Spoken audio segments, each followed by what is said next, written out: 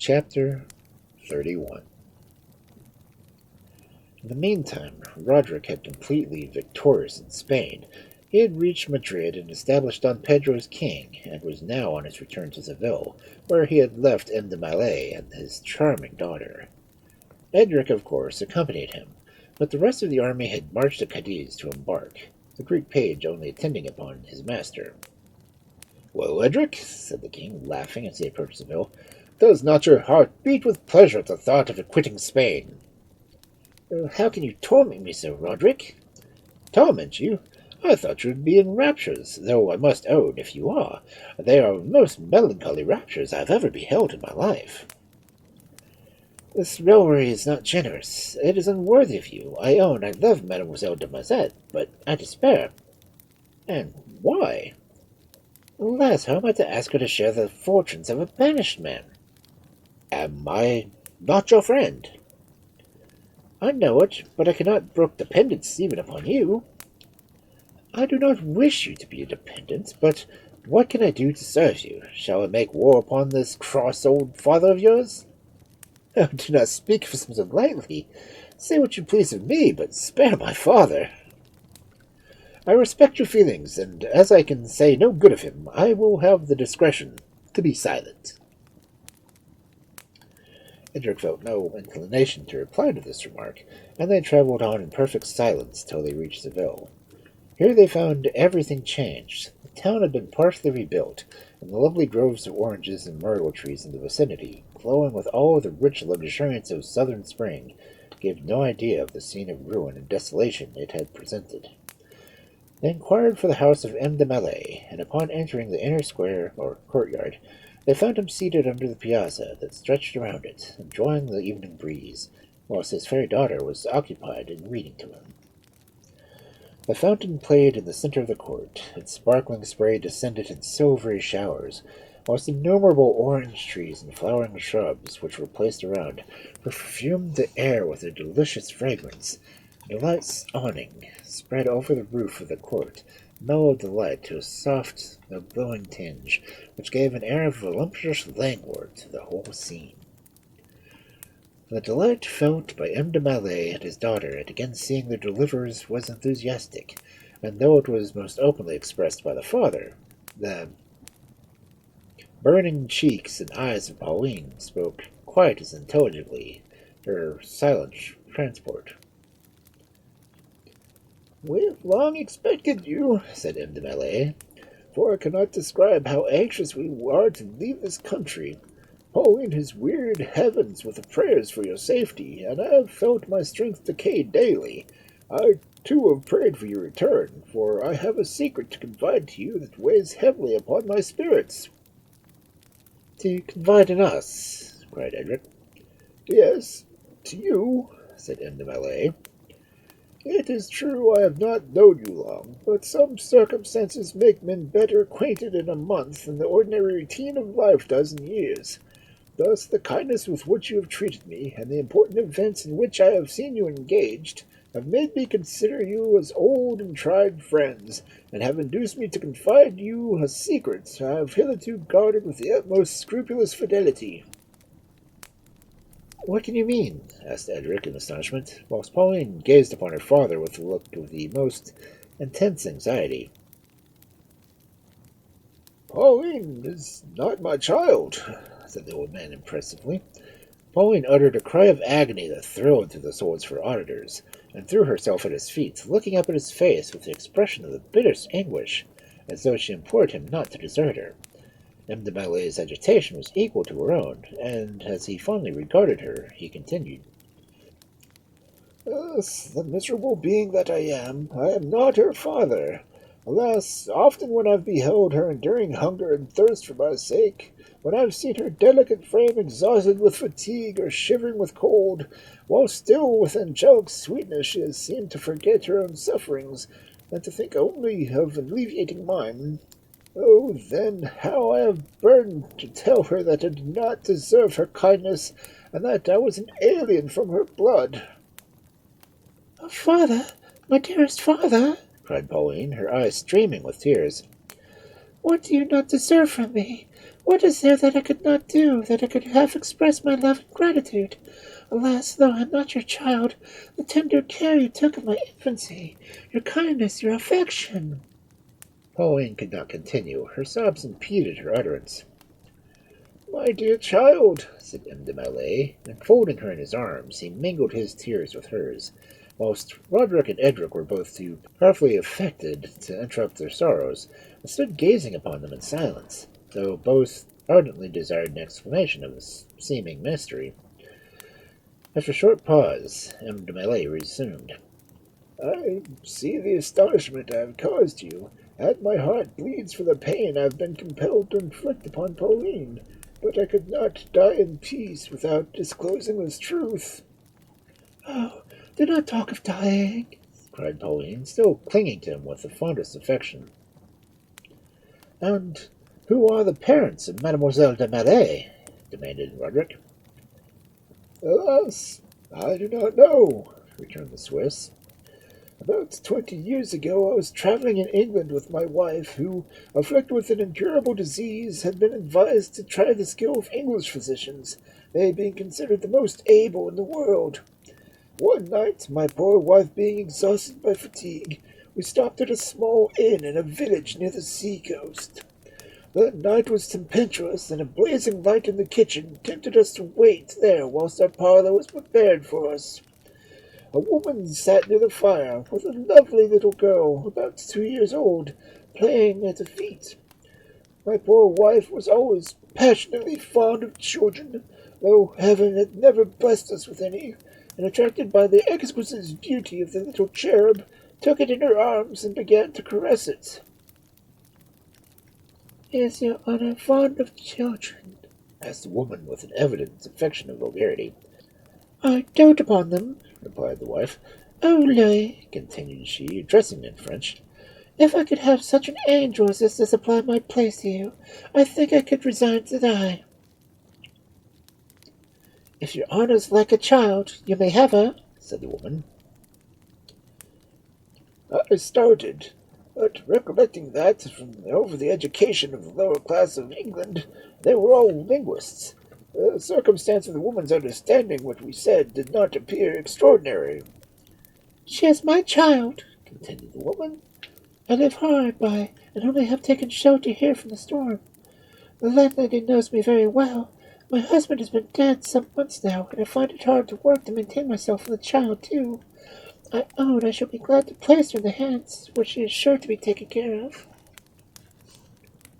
The woman's tale seemed plausible, and my wife and I were easily induced to conclude the bargain that gave us the possession of Pauline. We visited the cottage of this woman the next morning, and found her story true, excepting that she had only lived there a few weeks. This, however, appeared immaterial, as indeed she had not fixed any definite time of the period of her residence, and which gave some reason which I had forgotten of leaving her former abode when her husband died. Soon after this we left England, taking Pauline with us. Her beauty increased with years, and my poor wife died, a few months after I returned to Switzerland. Pauline formed the sole consolation of my life. 2 or 3 years afterwards, a friend of mine visiting England called by my desire upon the reputed mother of Pauline. He found the cottage deserted, and the landlady of the inn told me that the woman left the place a few hours after we had left ourselves. This circumstance, combined with the evidently affected vulgarity of the woman, and the elegance of the delicacy of Pauline, was always induced me to support that I was a dupe of a deception, and that the child had been stolen from parents of a superior rank of life to that which I found her. Whether my conjectures are correct, I do not know, but when I have surveyed the beauty and graces of my child, my breast was smote with me for confining her to my own humble station, and I have determined, whenever circumstance would permit, to take her to England, and endeavour, if possible, to elucidate the mystery that hangs over her destiny. Accompany back to Ireland, said Roderick, and when you have stayed there till you are tired, if you still wish to prosecute your researches, I will give you letters of introduction to the English court, and I sincerely hope we may find our fair friend to be a princess of blood at least. In the meantime, M. de Malet's narrative had caused the greater agitation in the breasts of Edric and Pauline. Not his daughter, thought the former. Whose can she be, then? His imagination ran amongst a variety of dreams and fancies, each more extravagant than the last, for to suppose the elegant and accomplished Pauline the daughter of a mere peasant was impossible, and the transporting hope that she might yet still be his, with the confidence of his father and approbation of his friends, danced before him. Whilst Pauline, uncertain what to think, was unable to analyze her own sensations, felt even amidst the desolation in which the avowal of M. de Mallet had involved her, a faint emotion of pleasure still throbbed at her heart when she reflected now that her country was that of her lovers, and that it was possible she dared go no further, for her senses seemed unable to support the intoxicating thoughts of what might follow. It had been agreed that our friends should remain a few days in Seville, and to give the army cadets time to recover from the fatigue of their march previous to their embarkation. But the morning after their arrival, a courier arrived with dispatches from England, which made Roderick impatient to leave Spain immediately. He was at breakfast when these letters, which had been forwarded to him from Cadiz, were put into his hands. His colour changed, and starting from his seat, begged Edric to follow him to the garden.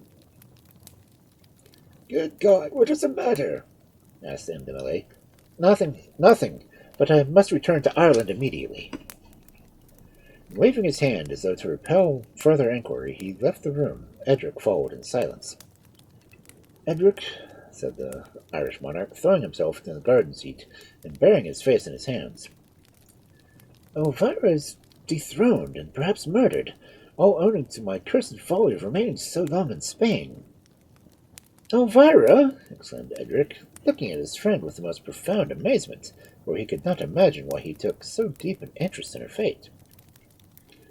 I see your astonishment, Edric, resumed the king, but I have not now time to explain the whys and wherefores. Suffice it to say that I adore Elvira, and if she perish, I will not survive her. A piercing shriek burst from the thicket as he uttered these words. Both Edric and Roderick sprang involuntarily to the spot. It was vacant, and they searched the words, but no creature was to be seen. It was fancy, said Edric. It was the mummy, murmured the king, come to chide me for doubting his promises for an instant. The mummy! Cried Edric. Good God, what do you mean? And he gazed with horror upon the wild and haggard countenance of his friend, who he had seriously believed had become distracted. His look recalling the fleeting senses Roderick, with a ghastly smile, he replied, I am not mad, though I have enough to make so. We must return to Ireland without a moment's delay, and then reinforce my army. Elvira must be restored immediately, for her life is in danger for every moment's delay. I hope not, said Edric, for though I detest Rosabella, I do not think her capable of assassination. If she not be, Father Morris is, returned Roderick in a low voice, with a look of intense feeling. Edric turned pale. In the name of God, tell me who and what you are, he said earnestly. How have you obtained this close knowledge of the English court? I am called the devil's favourite, you know, returned Roderick, smiling in spite of his distress at his friend's embarrassment. And it would be very hard if I did not pardon to give me a hint now and then on the subjects of importance. How can you jest upon such a topic? Asked Edric reproachfully. True, replied Roderick. As you say, the subject is not one to joke upon, for we must quit Seville in a few hours, and leave M. de Mallet and the pretty Pauline to follow us under the escort of my Greek page, or rather, what perhaps you would prefer, you should stay behind and take care of them, and Alexis and I should proceed alone? Oh, Roderick, exclaimed Edric, how can you imagine I would leave you? Not even for Pauline? Asked the king, smiling. Not even for Pauline, repeated Edric firmly. My love for you surpasses even the devoted love of woman, and whilst I breathe, neither peril nor pleasure shall tear me from your side. My dear Edric, said Roderick, the tears glistening in his eyes. The next instant, however, he dashed them away and added gaily, But Come, we must go and make our bows, and take leave like pretty behaved cavaliers, and you must trust my discretion, Edric, that I will not tell Pauline of your want of gallantry. The Greek page looked at the image of despair when he heard the master's commands that he should remain behind, and passions, dark as he lowered heavens before a storm, hung upon his brow. He offered no opposition, however, to his master's will, and crossing his arms upon his breast, bent his head in token of obedience. The voyage of Roderick and Edric to Ireland was rapid and favorable in the extreme, and on their arrival the reception was enthusiastic. The Irish were proverbially warm-hearted, and the rapture in which they now greeted their victorious monarch defies description. Triumphal arches were erected, the walls were hung with tapestry, and the streets strewed with flowers to greet his entry into this capital. Roderick did not refuse these honors, but it was evident to all that knew him well that his mind was occupied with other things, and in fact he took his measures so promptly and decidedly that by the time his army, with M. de Mallet and his daughter, Dr. Entwerfen and the Greek page, arrived from Spain, he had assembled a force quite sufficient for the restoration of the Queen. The very day Elvira fled in terror from the power of her rival, the combined army of Roderick began its march to hasten to her assistance. It was nearly advanced the whole of the tunnel under the sea which separates the two kingdoms, without opposition. The orders were now given to the soldiers to rest for the night, and tents were rapidly pitched for that purpose. Roderick, however, could not sleep, and he stood with his arms folded, gazing at the singular scene before him. The innumerable torches fixed against the dark sides of the tunnel, shedding their lucid light around, showing distinctly the long line of white tents that stretched as far as the eye could reach, whilst the distant roaring of the sea above their heads sounded like a hoarse murmur of gathering thunder. Whilst Roderick was thus engaged, Edric perceived a group of people enter the cavern from the English side, and eagerly inquired the king. They were brought before him. They were 4 in number, but one stayed behind, holding the horses, which looked dreadfully jaded and distressed, whilst the other 3, a man and 2 women, approached and threw themselves at Roderick's feet. Good God, it is Elvira! Henry Seymour? Screamed the Queen. He fell senseless upon the ground. In the meantime, all was anarchy in England. Disgusted with the world and with himself, the king secluded himself from society, and passed his time entirely upon the small estate adjoining the chateau of his fathers. Sir Ambrose and he often met, but they never spoke, though their hearts yearned to reach towards each other. With all his good qualities, Sir Ambrose was prejudiced and obstinate. He loved his son passionately, but he could not endure a rebel, and the poor old man was sinking fast into the grave, for the want of the very consolation he would not consent to receive. Edmund was also wretched. The habits of respect in which he had been always brought up towards his father prevented his daring to intrude upon him against his will, though he would often willingly have relinquished the empty title of king, and have exposed himself to all the ministries of absolute want, to have obtained the privilege of throwing himself upon his father's neck and receiving his forgiveness. The title of Edmund was, indeed, now only an empty one. Rosabella alone exercised the power of a sovereign, and her haughty temper and capricious tyranny made her universally detested. Monarchs to be respected must be firm, and whilst they continue to inspire respect, they may sometimes venture to be tyrants. But Rosabella was no longer respected. She was despised, and the commons, finding themselves oppressed and their complaints completely unattended to, began to regret the gentle sway of Elvira. She at least, said they, treated us with kindness, and if she did refuse our petitions, it was with gentleness. But now we are treated with scorn and trampled beneath the feet, not only of the Queen, but of her confessor. We cannot bear it. Sad and mournful was the life of the Duke of Cornwall. For days and hours he would wander the gardens of his chateau with his friend Sir Ambrose, and lament sorrowfully over the complete destruction of his hopes. In these walks they often saw Edmund, gliding at a distance like a solitary ghost, and plunging amongst the trees when he sought himself observed.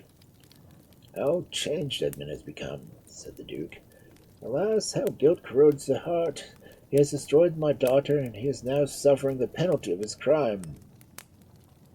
"Say not so," returned Lord Ambrose, who could not bear to hear his son blamed by anyone but himself.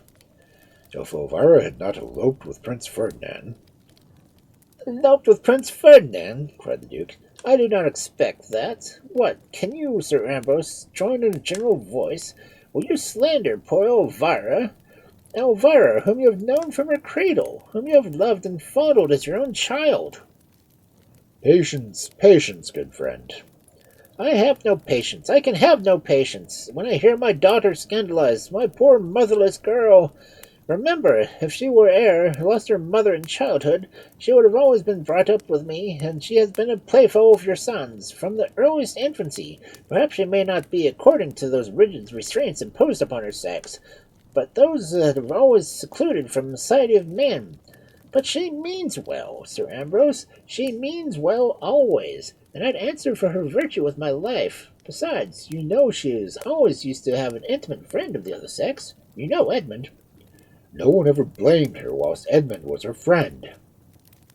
"No one dares blames her now. No one, I trust, whilst I have an arm and a sword ready to defend her." "My good friend, you reason like a fond father, who, though he sees is willing to excuse the faults of his offspring, your judgment condemns Elvira, even more than mine." "No, no. If I thought her wrong, I should not blame her as you do. Your partiality to Edmund blinds you, and you fancy my poor child has 1,000 faults because she was not sensible to merit of your son."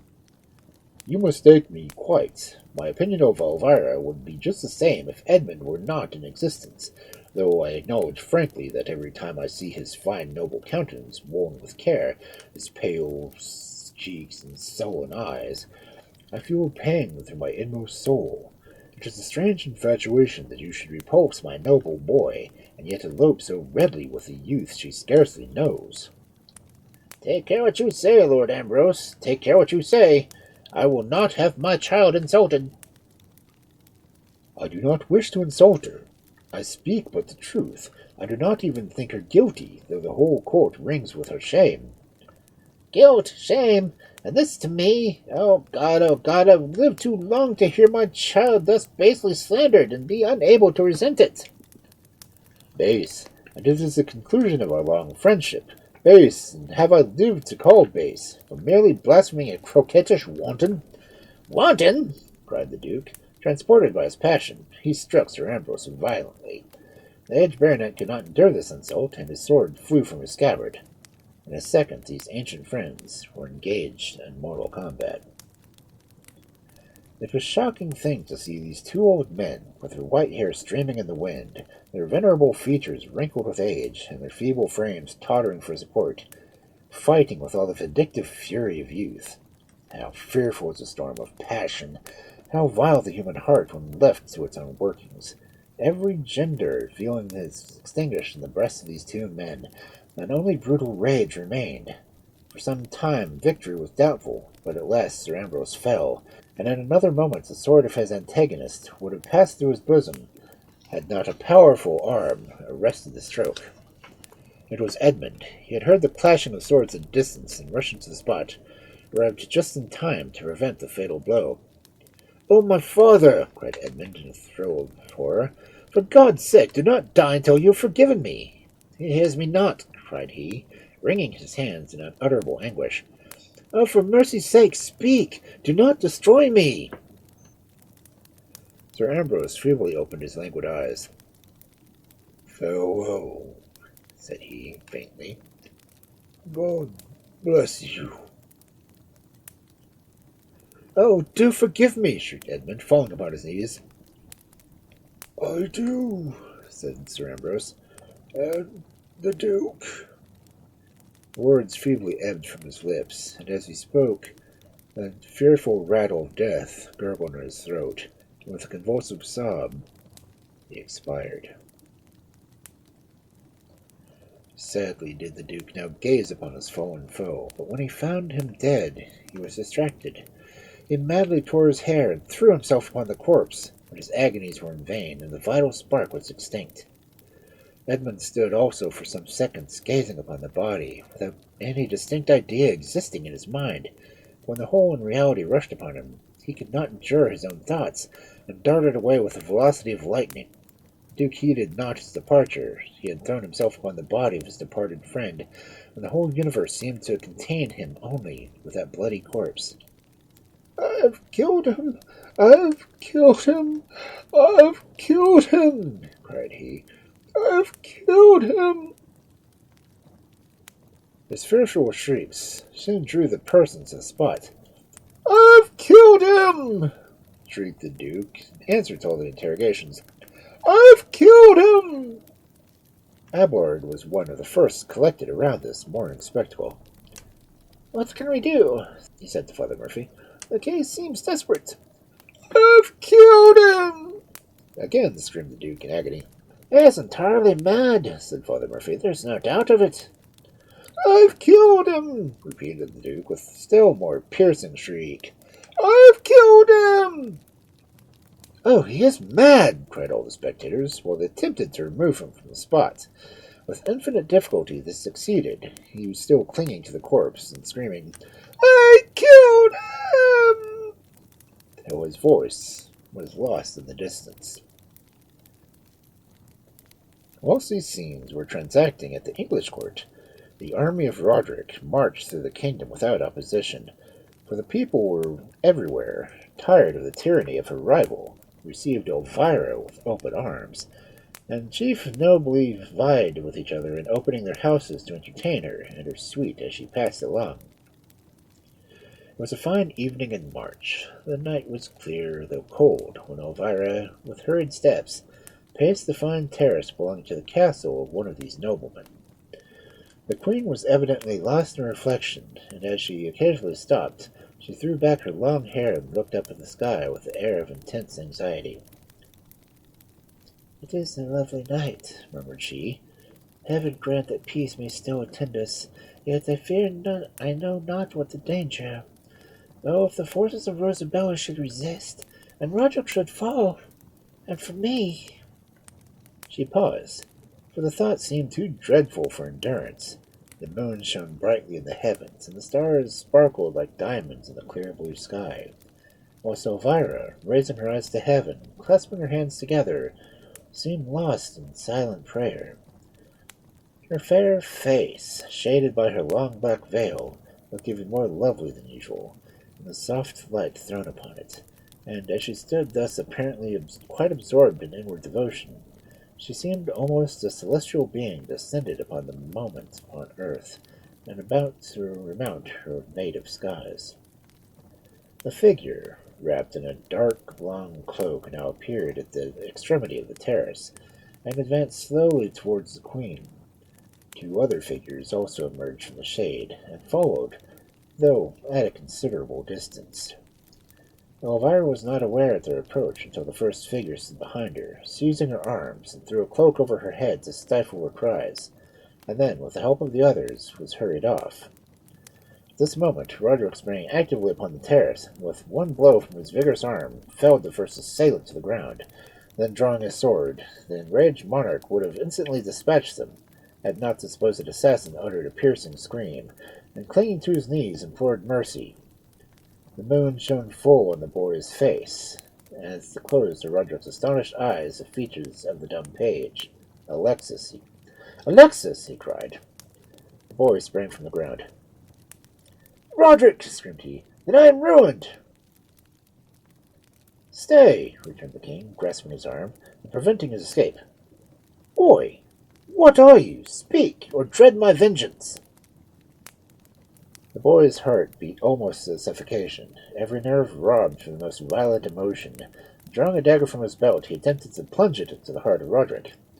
"Ah!" cried the king, starting aside in time to prevent the blow. Elsewhere he could prevent it. The page had buried the weapon in his own bosom. "Good God! What can this mean?" The whole of the scene was passed with such rapidity that Elvira had scarcely had time to recover herself, or to be aware of what happened. The two assailants had fled the moment they perceived the king, and Elvira, with trembling steps and pallid cheeks, approached the spot where Roderick knelt beside the bleeding page. Kneeling beside him, she attempted to staunch the blood which was flowing rapidly from the wound, but in vain, for the boy's life was evidently fast ebbing. Brian, a servant of the king, who had followed his master to the terrace, aided her endeavors, but Roderick remained fixed upon the immovable. His eyes, chained by the power of fascination upon the page, but now slowly unclosed his eyelids, heaving a deep sigh, fixed his languid eyes upon those of Roderick. "Zoe!" cried the king. "Yes," returned the page, gasping in his beak, and breathing with difficulty. "Zoe, I am indeed that wretch. I loved you, Roderick. I would have died for you. I do die for you, but Elvira!"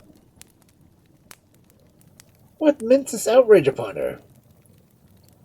"What did I mean?" cried Zoe, her eyes flashing fire, her whole frame supported by a supernatural beauty. "Did I not see that you loved her? Could I enter to resign to you another? No," concluded she, starting from the ground. "I would have killed her, and had she perished, I should have died contented." The violence of the action made the blood gush in torrents from her wound, and pale and feeble, her eyes closed. She staggered a few paces, fell, gave one convulsive struggle, and Zoe was no more. Sadly did Roderick gaze upon that form which had so lately thrilled with feeling, now cold and inanimate at his feet. The victim of passion lay before him. Her hopes, her fears, her rage, and her love had passed away, and there her body remained, a senseless clod of clay, till it should be resolved into its original elements. By this time some of the servants of the castle, who had been summoned by Brian, approached, and the old Earl of Warwick, whose castle the fatal scene had taken place, rushed upon the terrace, calling wildly upon his people to save the queen. "Is it the Lady Elvira that you name?" asked Brian. "Oh, your faith, your honour. She's safe, every inch of her." "And what has been the matter?" asked the Earl. "Oh, and your lordship may well ask, but the devil beats any body can tell but the one, and that's myself. You see, my master, his most gracious majesty and me were walking in the garden. That is, he was walking and I was watching, for fear any harm should happen to him. And for the life of such he isn't to be trusted a chance in a strange country. I guess he was thinking of the queen, though he never said nothing about it. And so we went near the terrace, and it was dark, and couldn't you see your hand before you? And the moon peeped through the clouds, and a pretty face looking round the glass window. And then she saw the bright light as a silver mirror, and the queen looked so pretty and stood praying that the master couldn't find it in his heart to interrupt her. And for me, I wasn't the man to be even thinking of such a thing. And then two black-looking slapins black looked to him, and stole out behind her. And there wasn't two, for three of them, never a living soul beside, to be seen respecting of being near her. But God never would suffer a real lady like herself to want a friend to comfort her when she's being mad, and my master wouldn't let her be coming after harm, for he jumped upon the terrace entirely like a hound springing at the deer, and saving her, which nobody but himself could have done like it. And for the very life of him, when I came, there was a man lying dead that would have killed the princess, and it turned out it wasn't a man, but a woman." The story of Zoe is soon told. Bred in a warm climate and naturally enthusiastic in her disposition, she was a child of passion. The misfortune she had experienced in Greece, by depriving her of all her loved, had thrown her affections upon her own bosom, and they had preyed upon themselves. To give vent to the feelings that oppressed her, she created an image of perfection in her own mind, and this she worshipped in secret. When she saw Roderick, however, all was changed. A new world seemed to open upon her. The idol of her fancy, indeed, stood before her, for Roderick realized all her wildest dreams.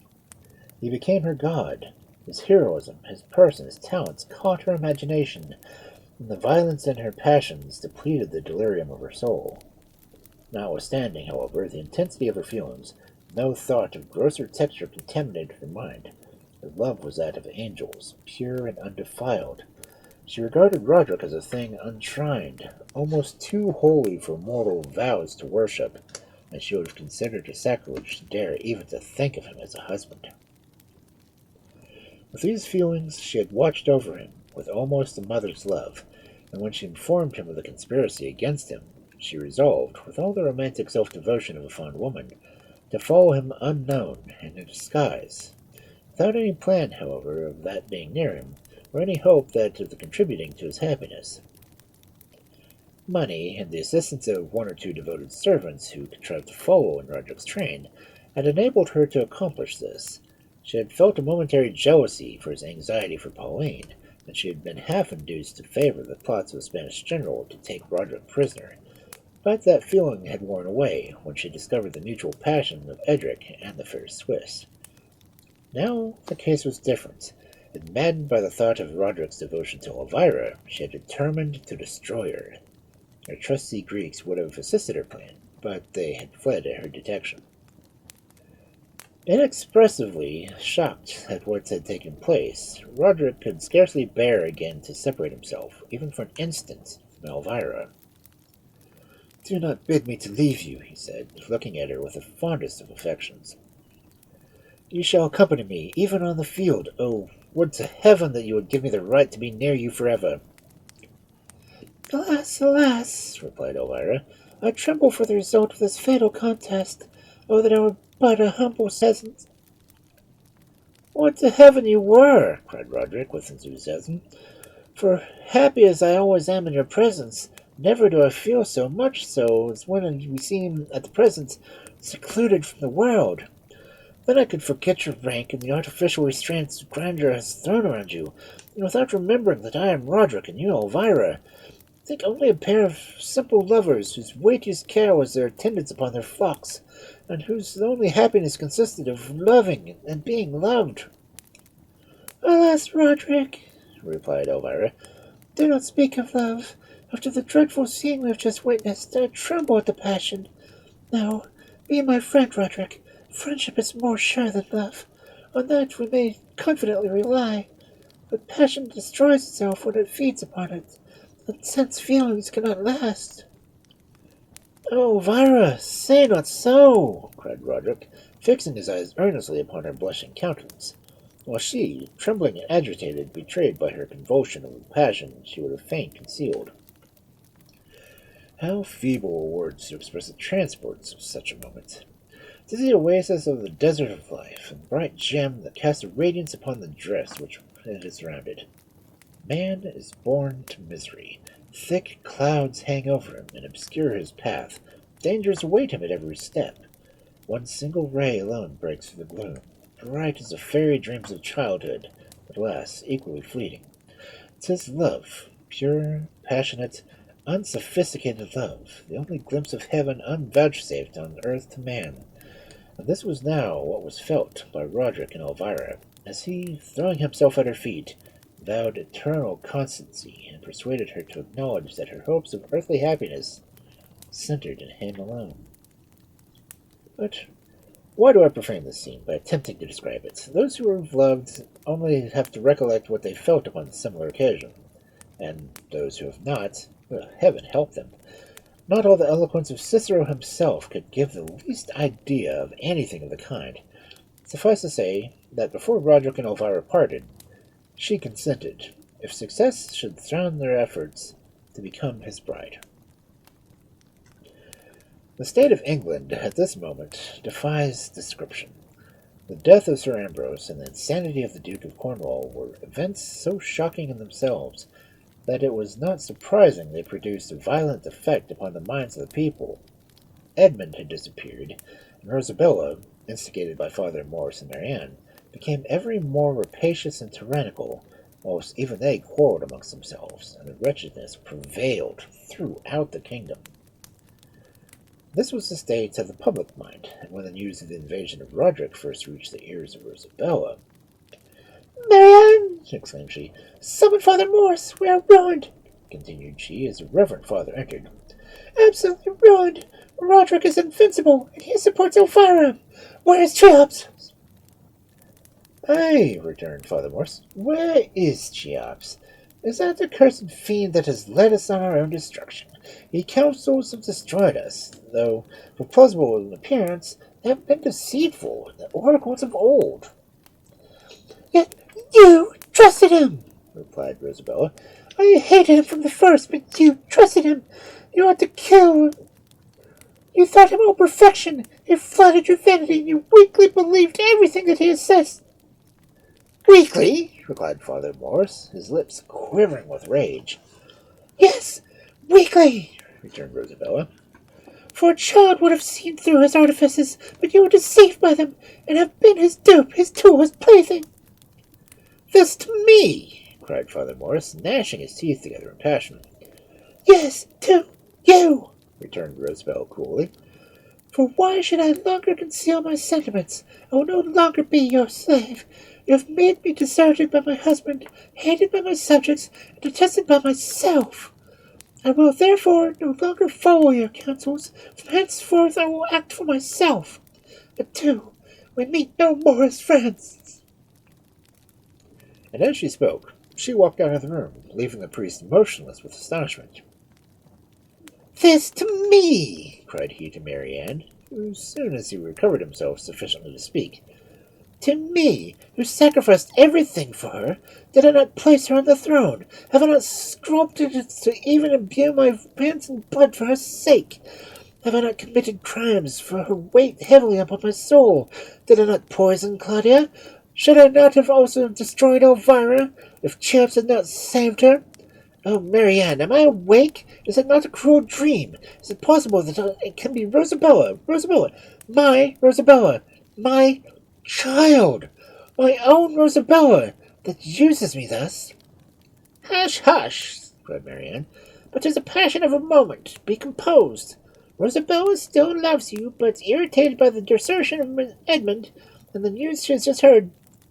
Oh, Marianne, interrupted the friar in agony, you may easily reason, for you have never had a child.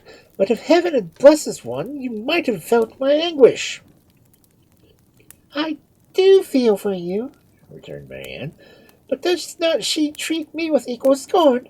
Since the absence of Edmund she has become distracted, and I, who know all the agonies of a woman endures when she finds herself deserted by the man she adores, can feel for her. And who first gained her? Edmund. He would not have become her husband had I not induced him. I believe not, neither would she have been queen but for you. No, no, oh, how I have toiled for that ungrateful girl! How have I adored her! You have been a devoted father. Have I not, Marianne? Have I at least endeavored to expiate my sin? I have done penance. I have spent nights unnumbered in painful vigils. I have scourged my body till the feeble flesh has shrunk beneath my torture. Yet still my mind remains unappeased. Remorse still gnaws at my vitals. Oh, Marianne, how poor is earthly grandeur to the mind of the diseased! In this manner did these companions in iniquity confer, till at length, hating each other and themselves, they gave vent to mutual upbraiding, and parted with undisguised hatred and contempt. Such indeed is the disgusting nature of sin, that though a man may shut his eyes to his own defects, or rather see them through magic prism of self-love, yet he almost always abhors them when he sees them reflected in another. Thus it was with Father Morris. Marianne had been his associate in many scenes of vice. He had, in fact, first led her from the paths of virtue, and, as usual in some cases, he now hated the creature he made. Father Morris was indeed the brother of the Duke of Cornwall, whose crimes and punishments had been before slightly hinted at. He had married in early life a beautiful and accomplished woman, but instigated by the machinations of Marianne, whom he had previously seduced and abandoned, he had become jealous of her, and in a paroxysm of rage had deprived her of life. This was the crime he had since endured to expiate by the penance of his whole life. Vain, however, had been his endure. The mortification of his body avails little, where the humiliation of the spirit is wanting, and Father Morris, notwithstanding his apparent repentance, was proud, envious, and intolerant. In a fit of remorse after the death of his wife, he had embraced the monastic life. In order to subject himself to a perpetual penance, had placed himself as father confessor to Sir Ambrose. No situation, in fact, could have been more painful to a proud spirit than this, yet his daily misery Father Morris felt pride in supporting, without murmuring. It is strange, but true, that haughty spirits sometimes feel most pleasure in trying their powers of endurance to the utmost.